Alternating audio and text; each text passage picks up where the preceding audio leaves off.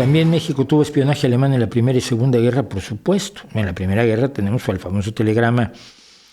Ay, ahora se me olvidó el nombre. Lo tengo aquí, pero el telegrama mediante el cual Alemania le pedía a México que se uniera al eje, prometiéndole contra el telegrama Zimmermann. Un telegrama secreto del gobierno alemán, del gobierno del Kaiser, para tratar de que México se militara junto con Alemania en contra de Estados Unidos en la Primera Guerra Mundial. En la Segunda Guerra Mundial fue un poco más difícil, sobre todo porque el ataque, y si mal no recuerdo, el ataque de los barcos, de los submarinos rusos contra los barcos petroleros mexicanos fue en 1942.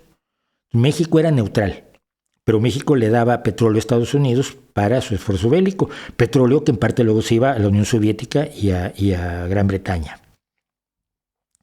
Y entonces, sabiendo que los buques tanques petroleros mexicanos abastecían de petróleo a Estados Unidos, el comando alemán mandó que se hundieran en el Golfo de México 2 barcos petroleros mexicanos, el Faja de Oro y no me acuerdo cuál era el otro. Y a partir de ese momento México entra le declara la guerra a Alemania y se alista del lado de los aliados. Y esto evidentemente dificulta muchísimo. Más bien antes del inicio de la guerra, estamos hablando de 1938, 39, sí hubo movimientos de espionaje alemán en México que creo que están reflejados en varias novelas policíacas.